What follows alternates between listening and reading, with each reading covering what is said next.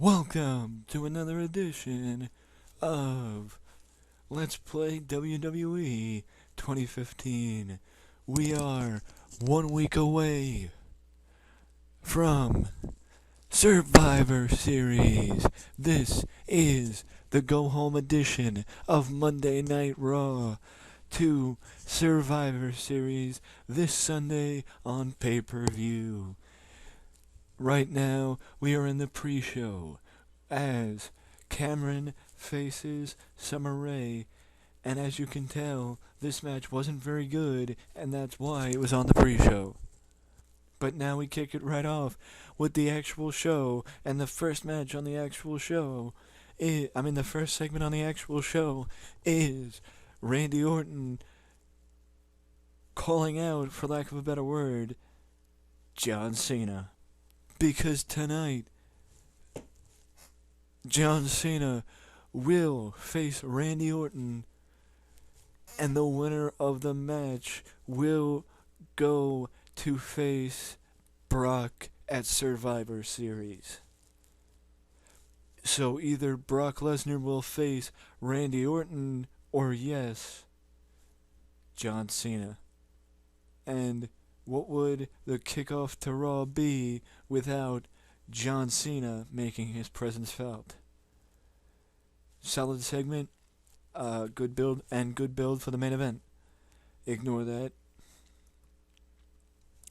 Now we move forward with the announcers talking up the history between Cena and Orton and how this match may be the end in a long line of matches between John Cena and Randy Orton.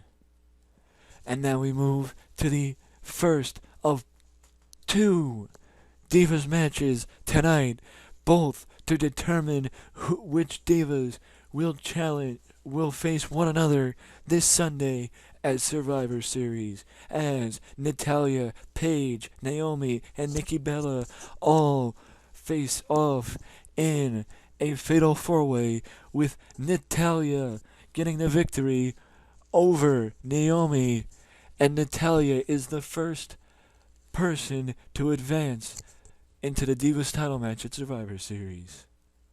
Natalya celebrates in the ring after picking up the win. This is one of the biggest wins Natalya has had in a long time. But just think about how I'm using her right now and how WWE has been using her. That's a polar opposite right there. Now we move backstage with Stephanie McMahon and Hunter. They're talking about the main event tonight. And as Stephanie walks out of the room, Hunter turns around, looks at Randy Orton, and tells him, "Randy, you want to prove you're the face of this company? Then beat John Cena tonight.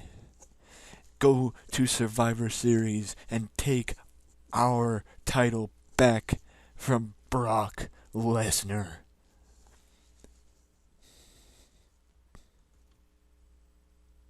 Do it and prove all these people wrong. And now we move to the next segment with Bo Dallas versus Jack Swagger. And you might ask, why? Well, think about how WWE booked Jack Swagger. I'm going to do the opposite.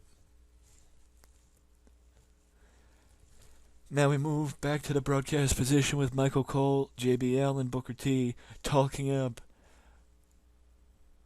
this week's edition of Miz TV. This week's edition of Miz TV. Now we move to the next segment with Renee Young standing by backstage with The New Day. Now I know once again you might say, why is The New Day cutting promos? They really didn't do that.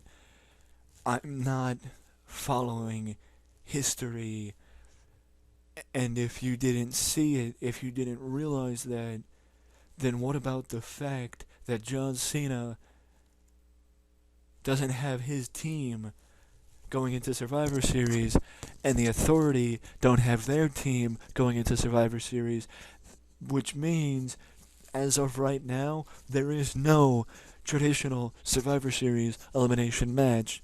So, that one feud that really didn't end up paying off in any way, shape, or form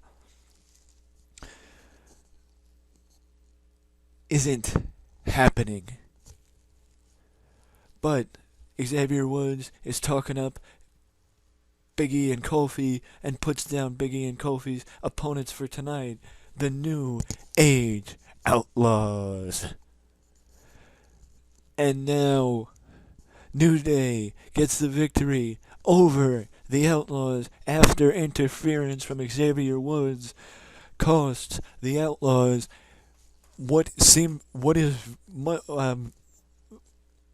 cost the Outlaws very likely a tag team title opportunity at Survivor Series, because if they would have won, then they would be the number one right in there with the New Day, and you would be seeing a rematch this Sunday at Survivor Series, but because of Xavier Woods, that isn't happening. Following the match, we go back to the broadcast position where Michael Cole is about to go to a video package regarding the main event, but he's being told in his headset something happened backstage, and we get a camera backstage fairly quickly, and we found we come up on officials surrounding Randy Orton, who is beaten, battered. I'm not going to say bloodied because it is WWE and I want to keep it realistic. It is obvious he's concussed. I know the back end of this little caption thing says he's conscious, but let's say he's unconscious for the attack, because that's what I want. And now Stephanie and Triple H are back there, obviously, because, well, Randy got attacked, so of course Randy's managers, for lack of a better word, are going to be there.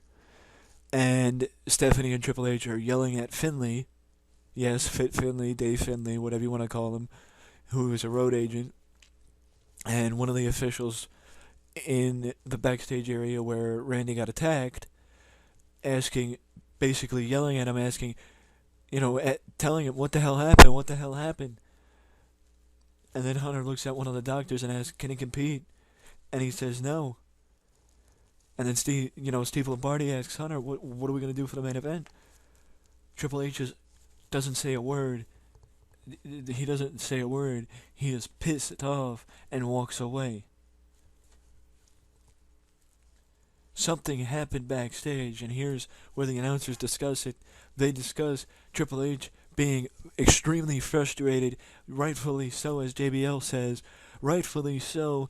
The one half of his main event got taken out, but Michael Cole brings up the possibility of Paul Heyman possibly having something to do with it. But then but they also bring up the point, Brock isn't here, but does that mean Paul isn't? Something happened to Randy Orton, and we gotta find out what. But whatever happened to Randy is beside the point. We have a match that I forgot happened in Rosa Mendez versus Alicia Fox, and Alicia Fox is victorious against Rosa. Ignore that, because that should have I put the wrong person in the match. Basically, that's Kane announcing the second of two Fatal 4-Way matches to determine who will be challenging for, at this point, who's going to be facing Natalya at Survivor Series. Either AJ, Brie, Tamina, Or, well, I do believe I might have put, oh no, or Layla. That's going to be a fatal four-way that's taking place later tonight. Now we have a music video showing, promoting the eventual return to Roman Reigns, who's working his way back from a hernia injury that he sustained back in September. Now we go to Miz TV with Miz's guests Rusev and Lana. And Lana talks up the fact of how backward and delusional Americans are that Rusev had to lose his United States title just to win it back from the unruly Americans who took it away from him. You know, Miz brings up the point that they're world champions, so on and so forth. It's like a usual lackluster Miz TV. What makes it more less lacking? In comes Ziggler. Because Miz starts bad-mouthing Ziggler, saying, much like Lana was bad-mouthing Mark Henry, R-Truth, and Jack Swagger, all the people that Rusev beat to win back... Jack Swagger and Mark Henry, the people that Rusev beat to win back the United States title, Miz started bad-mouthing Ziggler. Ziggler runs in, and just as Ziggler hits the ring, Miz ducks out from the other side. Rusev then attacks Dolph because their match was next. Rusev wins via via countout when Dolph Ziggler goes back after the Miz, who at first ran back up the stage, but then during the match started making his way back out to the ring, and Dolph ran back out after him because he wanted a piece of Miz. So Dolph lost thanks to the Miz.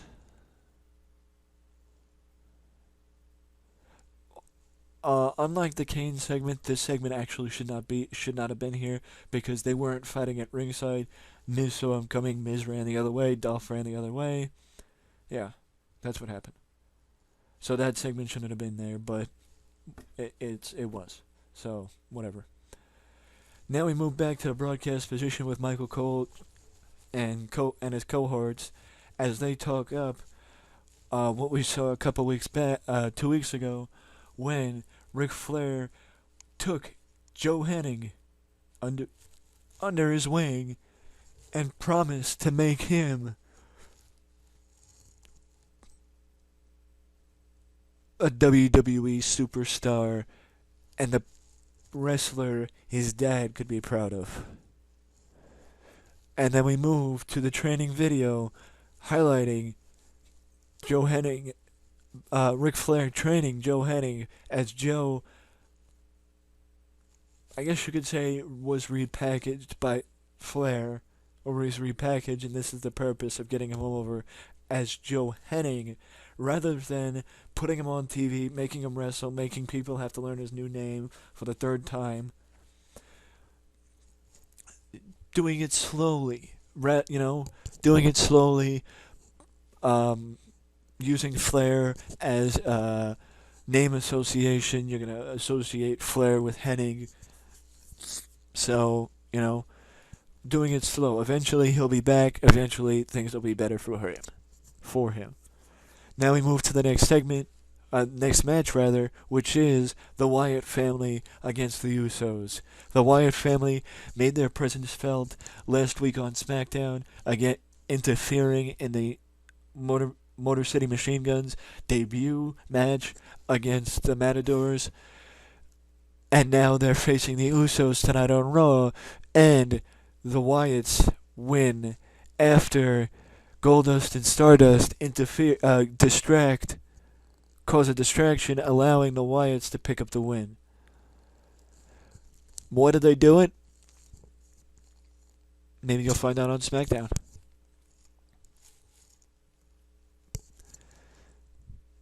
But but it wasn't. The match didn't end right away. The Wyatts left the ring. They didn't leave the ringside area, but they left the ring. But they wanted to rub it in. Stardust and Goldust wanted to rub it in the Usos' face. And they stayed at ringside to mock them. But just as they stayed at ringside, you heard JBL say, "Flying Uso," which meant Jimmy and Jay were all taking flight. And went flying over the top rope and taking out Stardust and Goldust, which led to a big fight. A big fight. It's an all-out brawl to the back with the Usos against Stardust and Goldust. And then we have another promo from Harper and Rowan. This time, they're not in the ring. They're at ringside by the announcers. And they cut a very similar promo to the one they cut on SmackDown, highlighting, being very mysterious and piquing the curiosity of the fans, because who are they talking about? What are they saying? What do they mean? Now we move to the next segment, which is the second of two matches to determine who will challenge for the Divas title at Survivor Series. And now it is official. The match will be AJ versus Natalya for the WWE Divas title at Survivor Series. So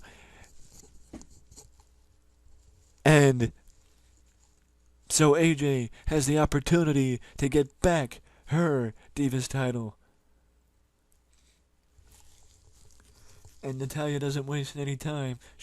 Her music hits almost immediately after AJ wins the match. She comes out on stage, and you could feel the tension, the heat in the confrontation between AJ and Natalya, as both divas want the Divas title.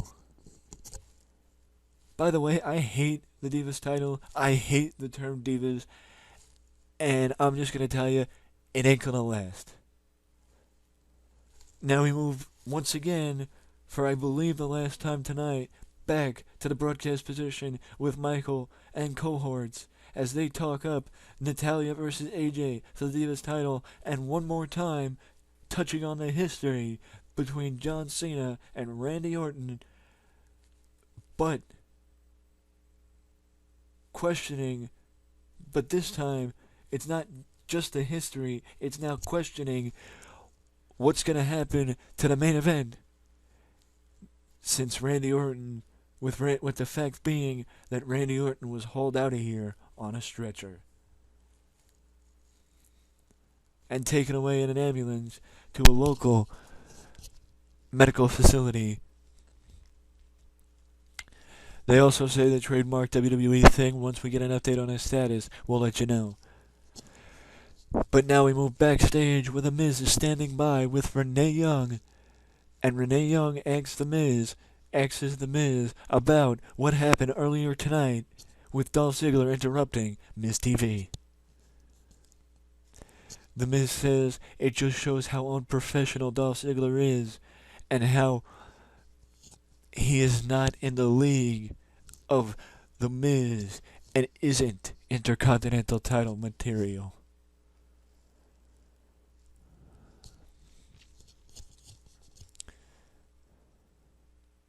But I will say this, Renee.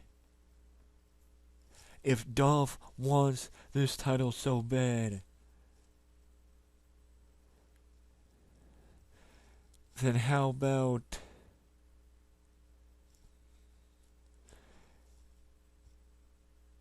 he wins the A-list gauntlet on SmackDown, and if he can do that, he'll get his title shot against me at Survivor Series.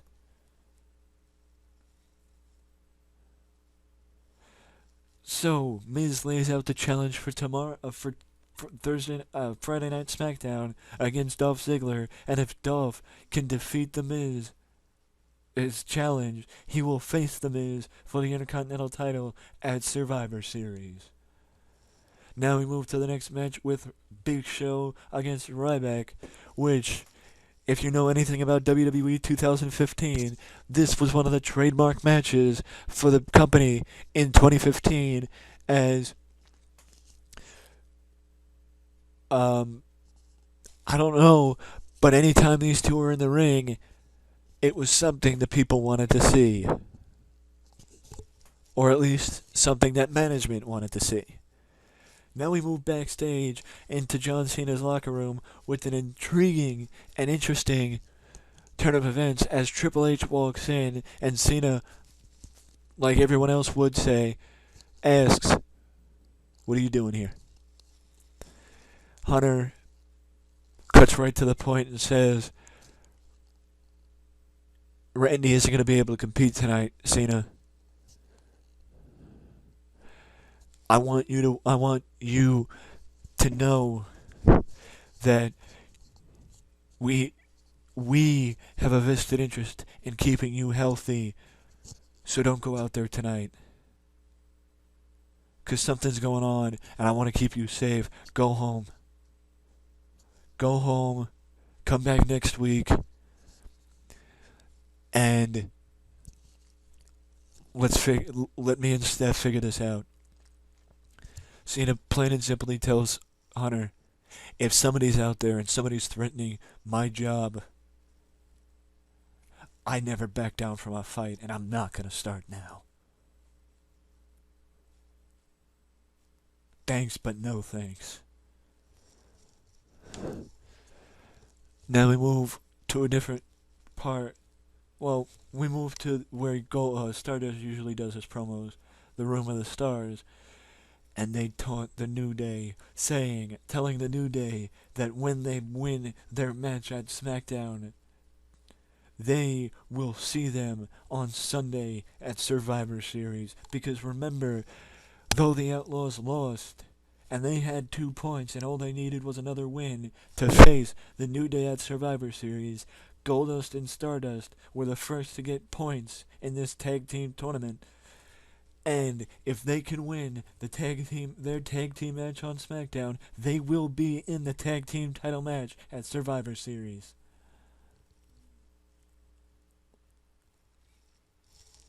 But we'll have to wait and see, so maybe you want to tune in for SmackDown. And now we move to the next match, which is Dean Ambrose against Kane. And now you might be a fan of Dean Ambrose and might be saying, why aren't you booking Dean Ambrose better? I'm booking Dean Ambrose as good as possible. And by the way, it's 2 weeks into the season. Give me a break. Give me a break. It's 2 weeks in. Kane hasn't won a match yet. So come on.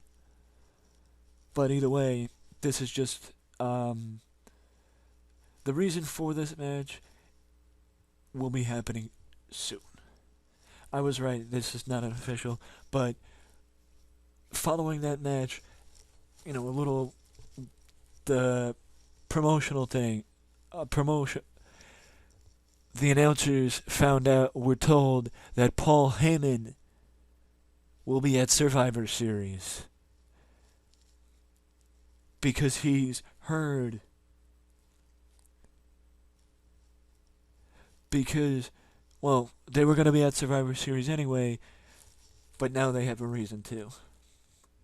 So we might be able to get some answers at Survivor Series.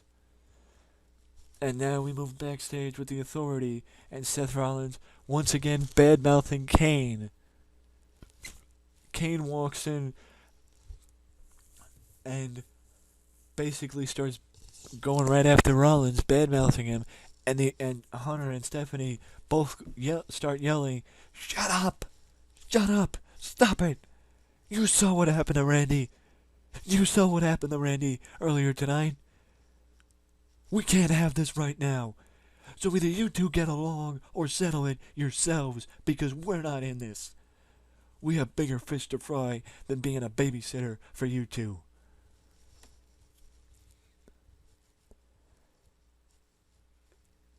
Triple H didn't know how true that statement of having bigger fish to fry was right now, because things just got a little bit bigger with what's about to happen. Following that, we go on commercial, we come back, and the trademark music begins for John Cena as he makes his entrance for what we believe to be the main event, or what we thought was going to be the main event. But we now know from the segment earlier of a few minutes ago with John Cena and Hunter that Randy can't compete, so why is Cena out here? One can assume Cena's out here to talk. But before Cena can get really anything going, the lights go out. When they return, Cena is covered in blood and looked dazed. Whoever attacked Cena is nowhere to be found. The mystery attacker who got Randy is possible that he got Cena too. Cena's down in the middle of the ring. The announcers don't know what to say. Nobody knows what to do. Nobody knows what happened. EMTs are out coming to the ring. Once again, tonight, as another top star is down and injured. What happens next? What's going on? Who's attacking the top stars? What's wrong in WWE? What's going to happen at Survivor Series? Hell, what's going to happen this Friday on SmackDown? Well, you got to continue watching to find out. Because something's going on, and it's not right. And it's not good for the top stars in WWE. Oh my God. 68. The general feeling is we don't have enough interesting storylines. Well, that's because I screwed up and stopped a lot of the storylines I had going, but that's beside the point. We increased in popularity in 14 regions and lost this popularity in 16, so we really only lost popularity in 2. I think that's how it works. I'm not sure, but once again, if you know how it works, please let me know in the comment section how this works. If you don't know, well, you can always tell me if you agree with me or not. But also, you can tell me what you thought of the show, and if you're intrigued by how the show ended with John Cena getting attacked and Randy Orton, and also by Randy Orton getting attacked, and if you're intrigued enough to come back and see what happens, to see where this storyline goes and what happens next, because you won't have to wait till next Monday night. I promise you that this will continue at Survivor Series, and Survivor Series will be a pay-per-view you do not want to miss. So, let me know what your favorite part of the show was down below. But other than that, don't forget to like, subscribe for more content just like this that you can only find right here at Wrestling Express. Till next time. Later.